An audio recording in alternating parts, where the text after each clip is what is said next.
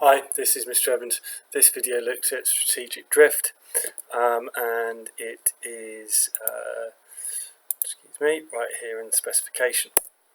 So, strategic drift occurs when a company's strategy is no longer suitable given changes in the internal or external environment.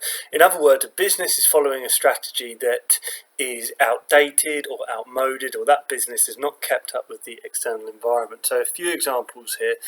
Toys R Us, I'm speaking in February 2018.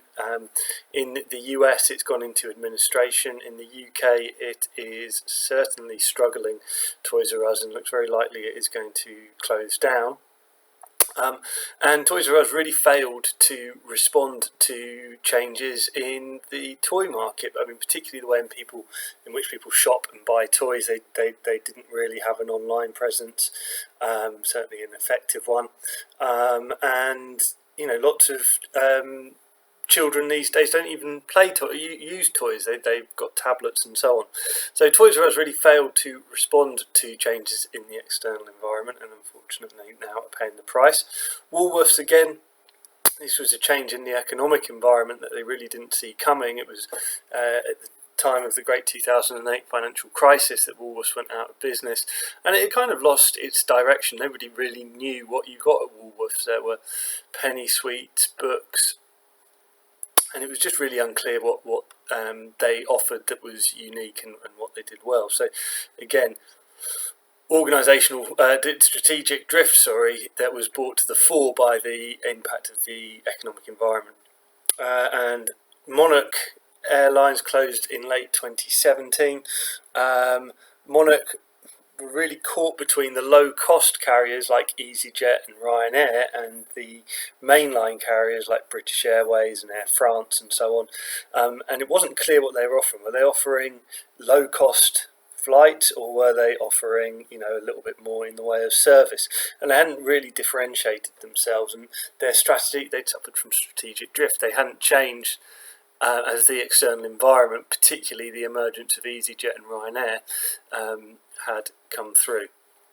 So there are some examples there that you could use for strategic drift. Why does it occur? Well, the external environment changes when the strategy doesn't. Leaders might display inertia or be unwilling to change. Leaders might get attached to a strategy that they've come up with and be unwilling to admit that it's wrong. Perhaps they fail to clearly analyse the internal or external environment. They've not really reviewed whether the strategy is being well executed and has been adjusted, sufficiently in order to respond to changes in the external environment. And finally, the organisational culture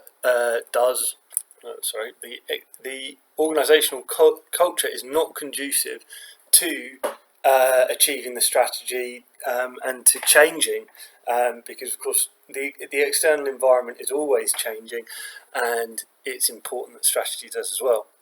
So this is what the model looks like of strategic drift.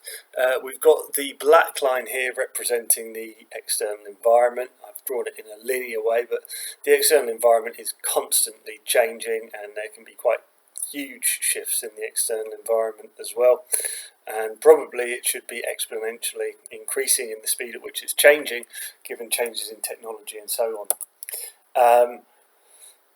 The red line represents strategy, and you can see as we move through time, the strategy comes further and further removed from the environment.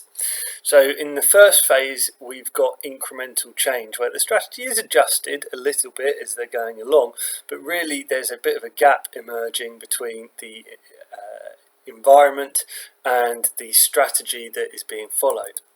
In phase 2, we are drifting now away from the changes in the external environment. Our strategy is not really suitable, we're not altering quickly enough, and we're coming further and further away from the optimum strategy. At phase 3, we reach a crisis point, and the business isn't going to be able to continue much past phase 3 unless there is a serious change in strategy. That might occur if there's a transformational change, where there's a rapid change in strategy, and we become far more suited to the external environment, or as happened with each of those business examples, the business may close down. So, why does covered why strategic drift occurs. Just a bit more about each phase. So in phase 1, the organisation has set its strategy and may make incremental changes.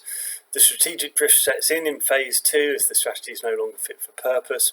By phase 3, the management have actually identified the decline and the fact that they are in strategic drift, but inertia, confusion, lack of understanding could lead to a period of flux where they're trying to catch up, the management's trying to catch up with what's happened and change the organisation. Phase 4 is the transformational change, where we realign with the external environment, or we fail to do so and we go out of business.